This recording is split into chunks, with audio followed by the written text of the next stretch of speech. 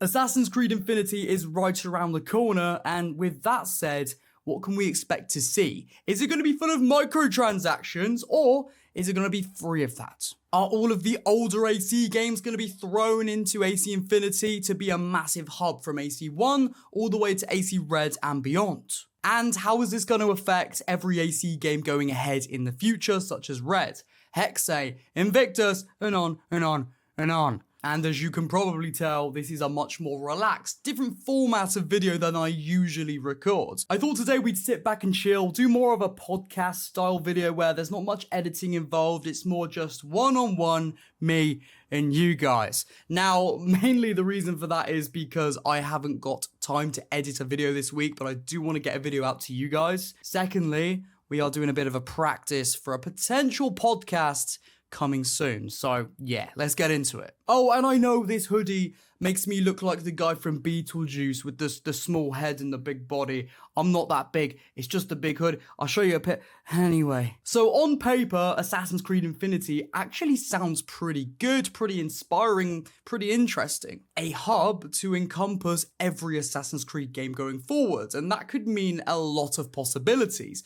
Firstly, modern day storylines. Are we going to play as maybe modern day Basim or a different character in the modern day of Assassin's Creed? And they're going to go through these different stories, just kind of similar how we had Desmond going through AC1, 2, Brotherhood Revelations, and 3 with Altair, Ezio, and Connor. Are we going to get something similar? And the AC Infinity Hub is going to be that main space for the main modern day protagonist? Potentially, and that sounds like something interesting that we haven't really seen in video game storytelling before, you know, revolving a character and a narrative driven thing with an actual out of game service.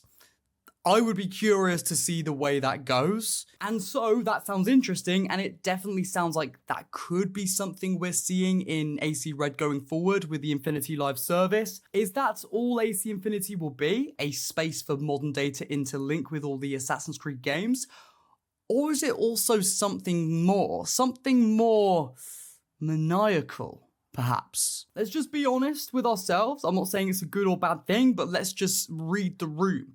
Ubisoft are a company that like to sell you extras. They like to sell you microtransactions through their different Ubisoft games. And within the last, I would say 5 to 10 years, really, Assassin's Creed games and just Ubisoft games in general are starting to be made with microtransactions in mind. In Assassin's Creed Odyssey, we had leveling and gameplay in general be a very grindy system that progress is actually quite slow to incentivize you to then go into the microtransaction store and, you know, pay for XP boosters, extra gold or resources in game and stuff like that. Now, I will just say, I'm not saying that's what Ubisoft do, but from my opinion, and I'm not the only one that says this, this very much looks to be the case of what Ubisoft do with their games to sell more microtransactions. Infinity Live Service rolls around. What do you think Ubisoft are going to do? This is their opportunity to sell more microtransactions, and you can look at any live service within the gaming industry and it's a very similar thing. From games like Fortnite to Roblox, all the way to the new Suicide Squad live service. They're geared up and they're made to shill. Now we can argue all day with the semantics or non-semantics when it comes to microtransactions and whether they're ethical in single player games. That's a story for another day that I don't think is really worth getting into today, seeing I've spoke about it a million times. The idea for this video is to kind of look at these things and question, you know, will they be in AC Infinity? And how will that reflect on us and the game itself, or the launcher itself? So yeah, if I'm to theorize how Infinity Live Service is going to go, there are going to be good aspects of it, such as maybe an overarching modern day, but there's also going to be tactics, such as microtransactions, that we maybe don't appreciate so much. And will Ubisoft's games potentially suffer for it? In my opinion, yes, I think they could. The more the gaming industry goes down this money profit pathway, which is inevitable in any industry in the entire world, in a capitalist world, what can you do? But the more that they go down this road, the more they are going to sell us things and turn these art pieces into maybe still an art piece, but most importantly, a profit generator, something to create money. And again, I'm not going to argue if that's good or bad. But that's what it is. So I do think when AC Red releases, being the first AC Infinity live service game that we will see, we'll gain access to a huge Helix store, Anima store, Infinity store, whatever you want to call it, where you'll be sold outfits, potential XP boosters, different mounts, different gear for your character, and maybe, this is just a complete guess, but maybe certain side quests within the game will be locked off into the microtransaction store so that you think, oh, well, the main story's there, but if I want this quest line or this extra side quest, then, you know, I'll go and pay for that for $4.99 for one quest or something like that. Now, again, you can argue the semantics, well, not even semantics, but you can argue what's good or right or bad. And I'm not here to do that, as I keep saying. You could say, well, that's just DLC. They've been doing DLC since Morrowind, you know, for an example, a game in 2003 and before that, and that's very true. But what I'm thinking more is, you know, side quests that were created by the developers for the base game being taken out. So think, for example, the Mages Guild in Skyrim. That's a whole quest line that was built into the base game. Now, imagine if Skyrim released with its creation program or whatever the whole paid for thing was called, where you could pay for mods. Now, imagine Bethesda didn't release it as a mods creator program, but released a similar program with their own quest line. And they took the Mages Guild, the Thieves Guild, the Dark Brotherhood out of the main base game of Skyrim, and they locked each quest line off for $10 each. Again, this isn't based off of anything hidden, I don't know anything. It's just based on trends of microtransactions, specifically within Ubisoft, and sort of almost projecting how I think it's going to go. You guys can let me know in the comments what you think about that. Do you think that could be something that happens? I personally do very much think it will. Now, it might not be with AC Red, but 5 years down the line, when they've seen how profitable AC Infinity as a live service is, you know, with Hexe or games beyond that, they might start to do things similar to that, making it more of a pay-to-win or pay-to-play service rather than I've bought the game and I have the game. It's more you buy sort of the shell, the outline of the game, which then allows you access to pay for more of the game, and they drip feed it to you through microtransactions. I don't think this is just going to be Ubisoft as the future of gaming progresses. I think this will be a lot of different gaming developers, publishers within the industry that might take this to this level of extremism with MTX. But when it comes to MTX at the moment, you have to look at Ubisoft as the sort of forefront, the trailblazers of the MTX sort of progression, if you want to call it that. They are the ones that are on top of this stuff, that are seeing it more of businessy than any other company, I think. Now, I mentioned to you guys Skyrim and its creation program, or I can't even remember the name of it, but if you know the game, you know what I mean. You can see mods created by different mod developers, and you can buy them, and they can be implemented into your game, whether that's on Xbox or PC.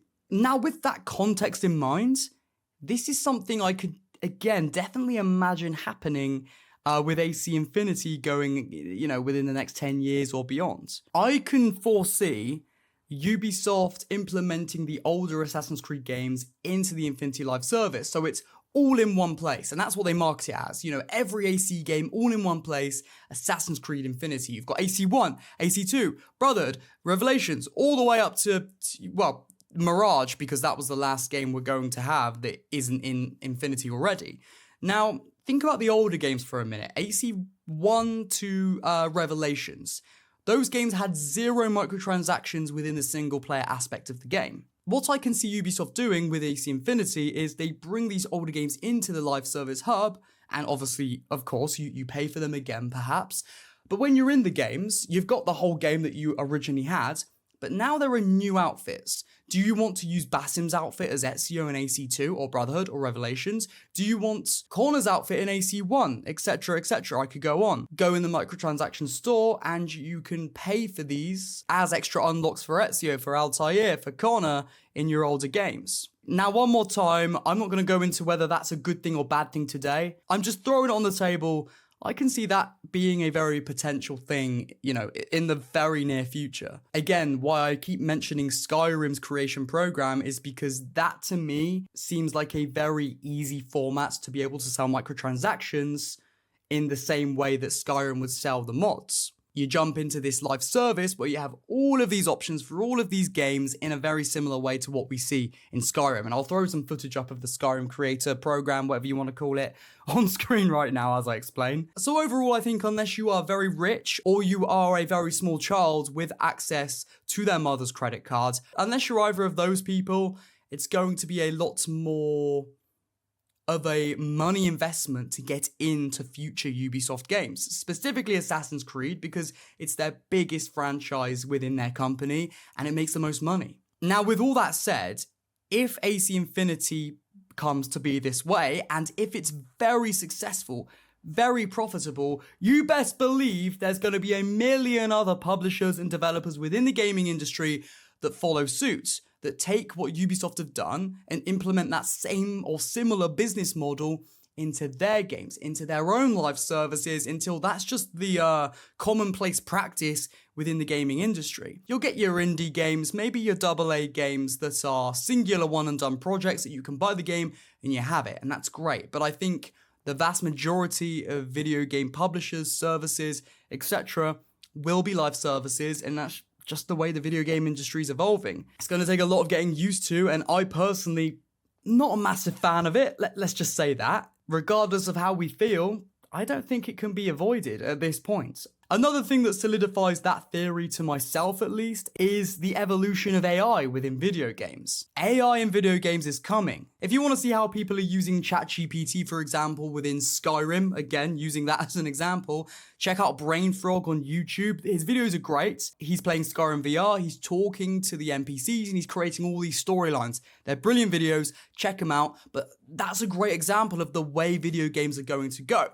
I think it's going to segment, split off two types of genres within video games, or I would say main genres, and your subgenres are then going to be horror, action-adventure, RPG, but they're going to be two main sort of types of video game. One being a story that you interact with, a pre-made story, whether that is an RPG or an action-adventure or a shooter or whatever.